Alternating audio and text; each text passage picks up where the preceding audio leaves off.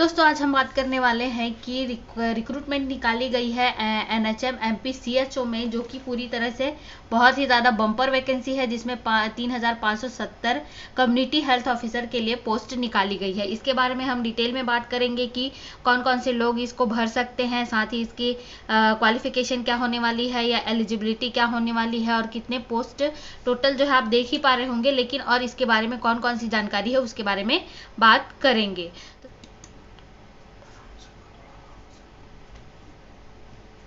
Click करने के बाद आप यहाँ पहुँच गए हैं जहाँ पर आपको दिख रही है रिक्वायरमेंट है आपकी एमपीसीएचओ के लिए कम्युनिटी हेल्थ ऑफिसर की, जिसमें कि advertisement and online application form जो है दिया गया है। तो सबसे पहले हम देख लेते हैं कि कॉपी ऑफ प्रेस एडवर्टाइजमेंट की इसमें क्या क्या दिया गया है, कौन सी जानकारी इसमें दी गई है। अगर हम क्लिक करते हैं तो हमें कुछ इस तरीके से जो नोटिफिकेशन है वो दिखाई देता है, जिसमें कि लिखा गया है स्पष्ट रूप से कि National Health Mission, department of health and family welfare, government of Madhya Pradesh के द्वारा ये वैकेंसी निकाली गई है, जिसमें कि अपॉर्चुनिटी दी गई है नर्सिंग एंड आयुर्वेदिक प्रोफेशनल को। इस बात का आप ध्यान रखें कि नर्सिंग और आयुर्वेदिक जो प्रोफेशनल है दोनों इसमें फॉर्म फिल कर सकते हैं।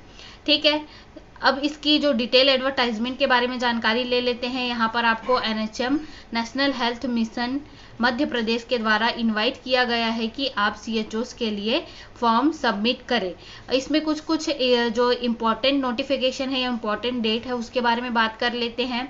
Receipt of online application shall commence from 12 बजे स्टार्ट होगा, वो कि आपका 2 फरवरी 2021 को। यहाँ पर आप प्रिंटिंग मिस्टेक दिया गया है, ये 2021 है, और साथ ही जो लास्ट डेट होगा वो 17 फरवरी 2021 होगा। ठीक है, इसकी जो इसेंशियल एलिजिबिलिटी क्राइटेरिया है उसमें आपको 6 मंथ का जो सर्टिफिकेट किए हुए हैं कम्युनिटी हेल्थ ट्रेनिंग, जो कि BSc nursing, post basic BSc nursing, GNM और बीएमएस ये डाल सकते हैं या फिर उनके लिए है।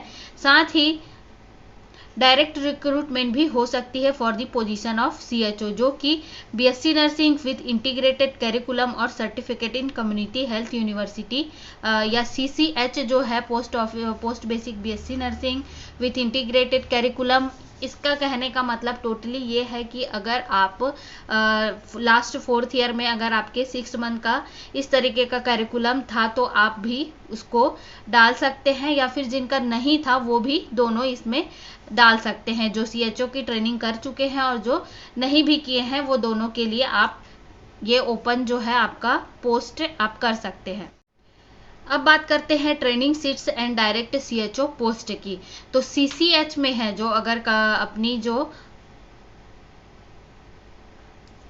ट्रेनिंग कंप्लीट किए हुए हैं उसमें टोटल सीट आप देख पा रहे होंगे 1680 है, जिसको कैटेगरी वाइज से डिवाइड किया गया है। आप कैटेगरी वाइज देख सकते हैं, इसमें पूरी तरीके से डिवाइडेशन है। और साथ ही सेकंड नंबर पे है आपका डायरेक्ट रिक्रूटमेंट। डायरेक्ट रिक्रूटमेंट में जो है 1890 पोस्ट है, और साथ ही इसमें जो है आपका टोटल पोस्ट मिलाकर हो रहा है 3570। डायरेक्ट और इनडायरेक्ट से आपका मतलब आप समझ गए होंगे। अब आगे जो है मैं आप लोगों को बताती हूँ कि द रिमेनिंग 30% सीट्स या पोस्ट है shall be allotted after the decision of honourable high court. जो 30% सीट जो है वो रखे गए हैं ताकि बाद में अलॉटेड के समय डिसीजन जो भी लिया जाता है हाई कोर्ट के द्वारा उनके लिए भी छोड़ दिया गया है, वो बाद में डिसाइड होगा। और साथ ही 33% जो सीट्स है वो रिजर्व किया गया है फीमेल कैंडिडेट के लिए, इस बात का भी आप ध्यान रखेंगे। एज लिमिट की बात करें तो एज लिमिट में आपका है 21 से 40 साल तक आप अगर आप इस 21 से 40 वर्ष के हैं तो अपने लिए पोस्ट या फिर अपने लिए आवेदन कर सकते हैं, जो कि आपका काउंट होगा 1/2/2021 से। अगर आप अपना डेट काउंट करते हैं या फिर अपनी एज काउंट करते हैं तो आपको 1/2/2021 से काउंट करना होगा। अपर एज लिमिट जो है वो 45 ईयर होगी। OBC, SC, ST, EWS, physically handicap and women candidate who are domicile resident of Madhya Pradesh, ठीक है, जिनकी क्या है उनका डोमिसाइल बना हुआ है मध्य प्रदेश से। अब बात करते हैं salary and performance based incentives की। तो ज़्यादातर जो सैलरी और जो आपका इंसेंटिव्स होता है उसकी बात करते हैं, जिसमें कि 25,000 रुपये पर मंथ आपको सैलरी दी जाएगी और 15,000 पर मंथ लास्टली जो होगा आपका इंसेंटिव होगा। ठीक है, तो टोटली आप मैं देख लीजिए कि कितना हो जाएगा। इसके बाद अच्छी खासी सैलरी इसमें बन रही है।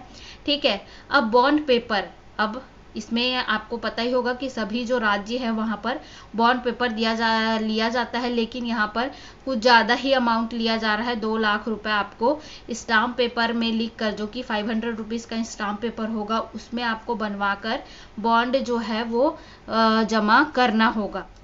और उसमें ये भी लिखा होगा कि आप कैंडिडेट सेलेक्ट होने के बाद, ज्वाइनिंग के बाद आप 3 साल तक सब हेल्थ सेंटर पर अपनी जो सेवा है मध्य प्रदेश सरकार के द्वारा वहाँ पर आप कंप्लीट करेंगे, नहीं तो आपको जो बॉन्ड पेपर का जो पैसा है वो आपको नहीं दिया जाएगा।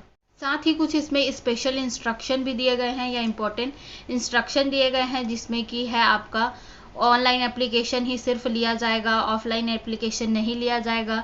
वैकेंसी जो है वो shall be subject to state reservation policy of Madhya Pradesh vacancy है, निकाली गई है। इनकम्प्लीट डिटेल, जो एप्लीकेशन अगर आप इनकम्प्लीट जमा करते हैं या इनकम्प्लीट करते हैं तो उसमें आपको कोई भी ये नहीं दिया जाएगा कि आपको रिजेक्ट कर दिया जाएगा, इसके बारे में जानकारी दी गई है। ठीक है, तो आप जब भी अपना एप्लीकेशन सबमिट करते हैं तो विदाउट फोटोग्राफ ना करें, सिग्नेचर करें। सभी जो सपोर्टिंग डॉक्यूमेंट है वो आपको अटैच करने हैं। अगर आप अटैच करते हैं नहीं करते हैं तो आपको रिजेक्ट कर दिया जाएगा। और साथ ही 4th नंबर पर यह भी दिया गया है कि अगर किसी भी लेवल पर अगर आपकी जानकारी जो है अस्पष्ट दिखाई देती है या फिर आपका कोई गलत जानकारी आपने दी है तो आपको उसी समय ही रिजेक्ट कर दिया जाएगा और इसके बारे में आपको कोई जानकारी नहीं दी जाएगी। सिलेक्शन प्रोसेस जो है वो प्योरली जो है ऑनलाइन रिटन टेस्ट पर निर्भर करेगा। ठीक है, candidate applying for 6 month certificate in community health training must have registration from any central state nursing और सेंट्रल स्टेट आयुर्वेदा, यूनानी medical system and naturopathy medical board at the time of submission of online application form. इसका पूरा detail ये है कि अगर आप 6 month course के लिए ऑनलाइन एप्लीकेशन करते हैं तो आप जहाँ भी है, जिस भी फील्ड से आप बिलोंग करते हैं उस फील्ड में आपको रजिस्टर्ड होना जरूरी है। अगर रजिस्टर्ड नहीं है तो आप उसके लिए फॉर्म नहीं भर सकते हैं। और कुछ छोटी मोटी जानकारियाँ इसमें दी गई है। तो अगले वीडियो में मैं आप लोगों को आवेदन प्रक्रिया और साथ ही इससे जुड़ी अन्य जानकारियों के बारे में बताऊंगी। आज के लिए इतना ही दोस्तों। अगर वीडियो अच्छा लगा लाइक और शेयर कर दें। चैनल पर पहली बार आए हैं सब्सक्राइब जरूर करें। धन्यवाद।